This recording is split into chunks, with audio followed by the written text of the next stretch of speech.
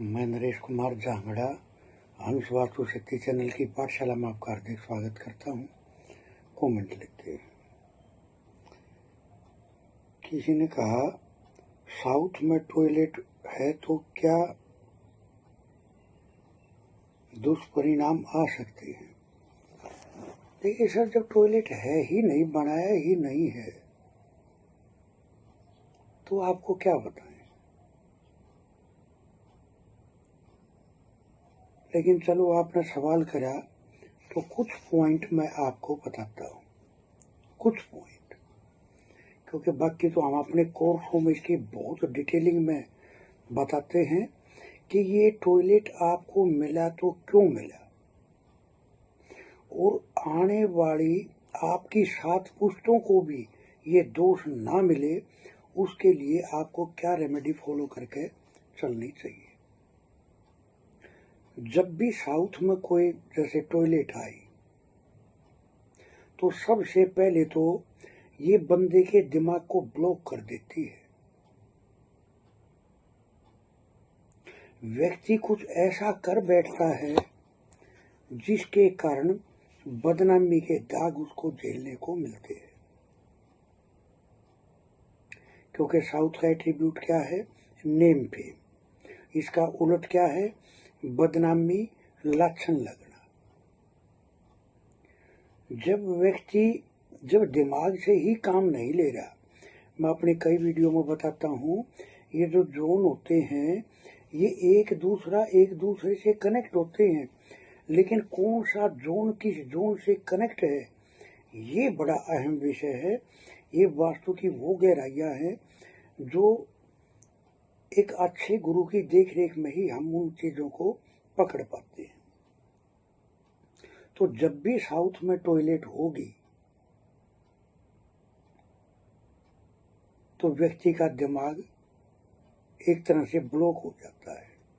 वो कुछ ऐसे कर्म कर बैठता है जिसके कारण पुलिस से समस्या,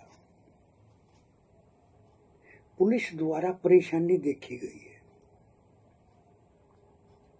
गलत आचरण करेगा, गलत विचार रहेंगे, चरित्र दोष का जहां निर्माण हो जाता है वहां बंदा कुछ ऐसे कदम उठा देता है जिसके कारण उसको कोर्ट कचहरी, तो खैर मैं नहीं कहूँगा क्योंकि उसके साथ और भी जोन मिलते हैं, अगर कमापेशी वहां भी होती तो कोर्ट कचहरी, लेकिन पुलिस से समस्या 100% होती है। क्योंकि दिमाग से काम ही नहीं ले रहा बंदा। हर कार्य में रुकावट, हर कार्य में रुकावट। जब भी कोई कार्य बनने वाला हो तो उसमें किसी न किसी रुकावट का आ जाना, यानी कोई भी काम बनने में बहुत समय लगना। जब कोई काम बनने वाला हो तो उसमें जो ऐसी रुकावट आती है जिसके कारण बंदे को सिर दर्द और बीपी की समस्याएं भी झेलनी पड़ती है, आंखों की समस्या भी झेलनी पड़ती है, आंखों की समस्या भी आ जाती है। आंखों में कोई भी दिक्कत आ जाए, ये साउथ के टॉयलेट के एट्रीब्यूट में आपको बता रहा हूं। आवक कम और जावक ज्यादा, यानी खर्च पे नियंत्रण ना होना, जिसके कारण जो आवक है वो भी उसको छोटे लगने लग जाती, क्योंकि वेस्टेज ऑफ मनी, खर्च बहुत ज्यादा होता है। किसी भी दुर्घटना का भय या शस्त्र का भय। क्यों? क्योंकि शस्त्र का भय तो इसलिए कि बुद्धि से तो काम ही नहीं कर रहा, काम ही बंदा कुछ ऐसे करता है जिससे उसको हथियारों से भी भय होता है कि कोई तेरे को ठोक देगा। ये साउथ के एट्रीब्यूट बता रहा हूं मैं आपको। स्त्री को कष्ट, स्त्री अपना मनमाना व्यवहार करने लग जाती है ऐसे घरों में।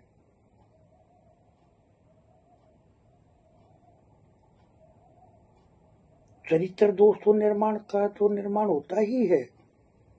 चरित्र दोस्तों 100% मिलेगा ऐसे घरों में।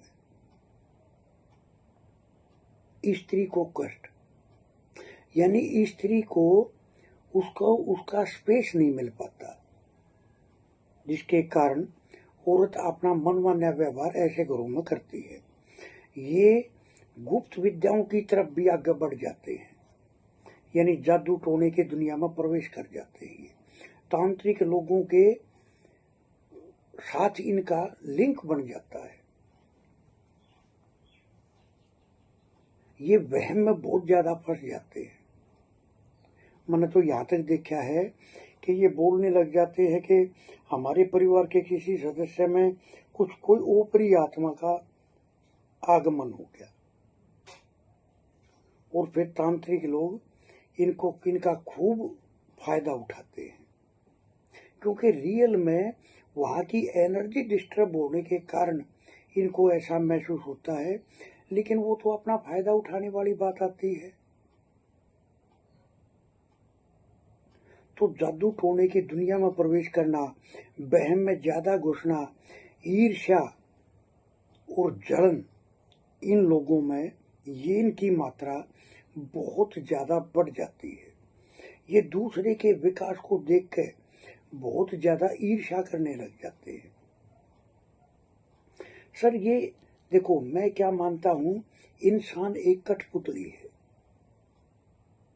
उसको जैसा मकान का माहौल वातावरण मिलेगा, जैसी मकान की बनावट होगी, मकान को किस तरह से वो यूज कर रहे हैं, क्या क्या कलर होंगे, उसी का प्रभाव उस बंदे पे पड़ता है।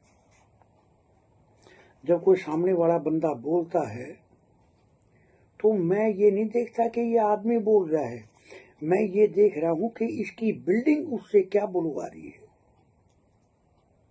उसकी बिल्डिंग क्या बोल रही है, क्या अपनी समस्याएं बता रही है। वो देखो, उसको पुलिस से समस्या आई तो आई क्यों? जब तक आप क्यों पे काम नहीं करोगे तब तक तो सर बहुत दिक्कतबाजी देखने को मिलती है। क्यों पे काम करोगे तो फिर निवारण भी अपने आप आपके सामने आ जाता है कि इसका निवारण क्या है।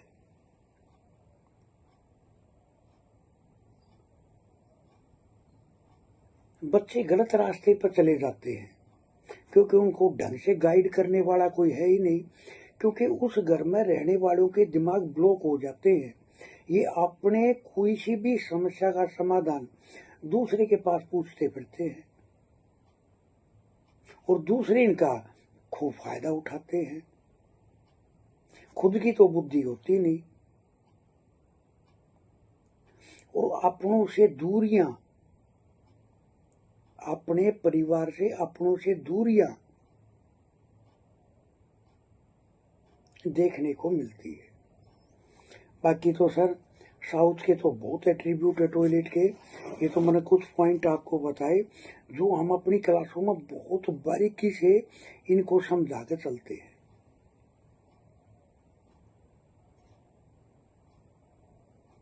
किसी भी दिशा में कोई दोष आया तो वो दोष हमारे आने वाली 7 पुश्तों को भी ना मिले, ऐसा क्या उपाय करके चलना है। और ये हम अपने कोर्सों में बहुत डिटेलिंग में और डीप में बता के चलते हैं। तो सर वास्तु की तो गहराई को पकड़ना है, ना कि किसी और सब्जेक्ट के पीछे भागना है। अब यहाँ के एट्रीब्यूट तो और भी बहुत सारे हैं, अब वो किस एस्ट्रो वास्तु में मिलेंगे। ये साउथ में टॉयलेट है, पुलिस से पंगा है, बताओ कौन सा एस्ट्रो वास्तु बताएगा। चरित्र दोष का जन्म होगा, बताओ कौन सा एस्ट्रो वास्तु बताएगा। दिमाग से काम ही नहीं ले पाते ये, बताओ कौन सा एस्ट्रो वास्तु बताएगा। सर वास्तु की इतनी गहराई को पकड़ना है आपको, वास्तु को इतनी गहराई से जानना है कि आपको वास्तु में ही वो सब कुछ नजर आए। देखिए सर, टॉयलेट के बारे में या सीढ़ियों के बारे में या सेवन चक्रा के बारे में या वात पित्त कफ के बारे में बहुत सीमित जानकारियां देखने को मिलती है, जबकि हमने इस पर बहुत डिटेलिंग में काम करा। अपने गुरुओं से जो वो आशीर्वाद के रूप में हमें मिला और प्लस अपना तजुर्बा,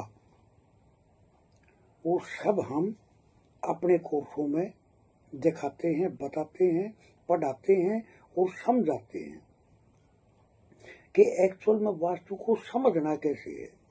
सबसे पहले अपने घर में क्या देखना चाहिए, या किसी भी क्लाइंट के घर में सबसे पहले किन किन चीजों को देखना चाहिए।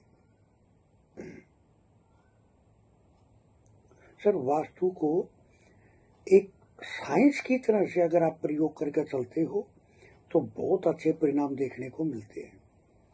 वैसे तो सर मैं कभी अपने केस साझा नहीं करता,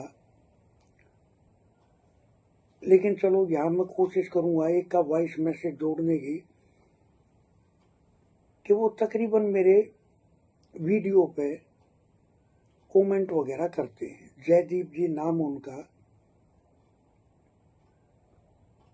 उन्होंने जब बुजुर्ग का नाम लिया कि सर बहुत विकट समस्या है और हम क्या करें, हम इस जाल से निकल ही नहीं पा रहे, तो उनको सिर्फ एक छोटी सी राय दी थी, आप इस वॉइस मैसेज के जरिए सुनना।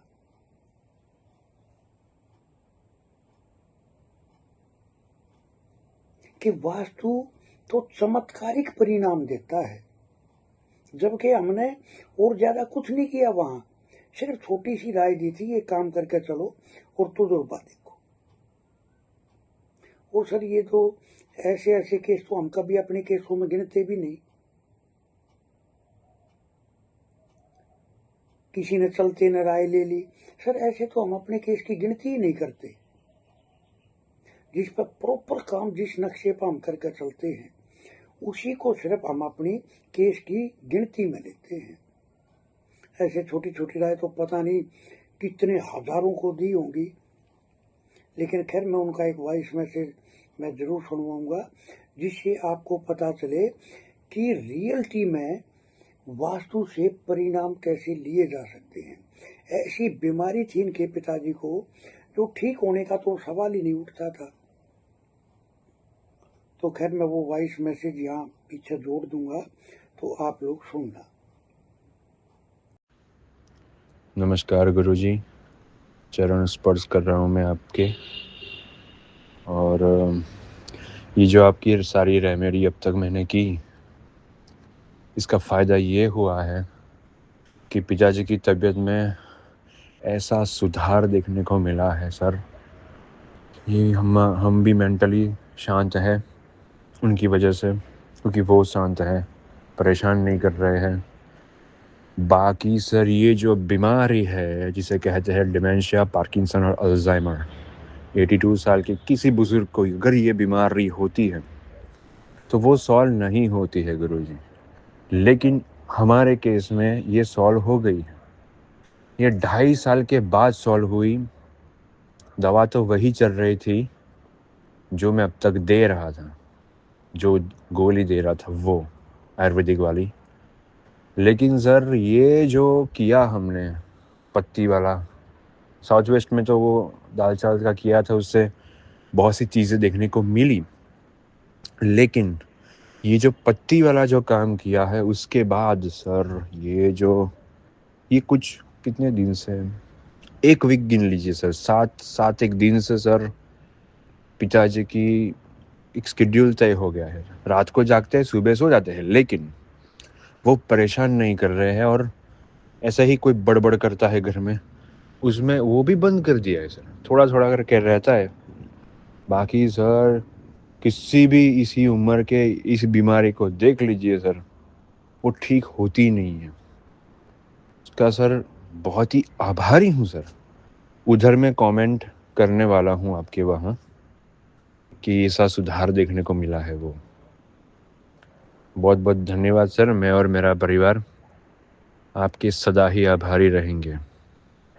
हंस वास्तु शक्ति ये चैनल आप सबका है। लाइक करें, सब्सक्राइब करें, शेयर करें, कमेंट करें।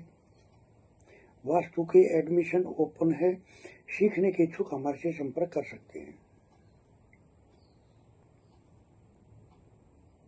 किसी को अपना नक्शा तैयार कराना है, नक्शे पे काम कराना है, नक्शे को चेक कराना है, अपनी कुंडली चेक करानी है, या और भी कोई वास्तु की सलाह लेनी है तो आप हमारे से संपर्क कर सकते हैं। थैंक यू, धन्यवाद, नमस्कार, जय हिंद, जय भारत।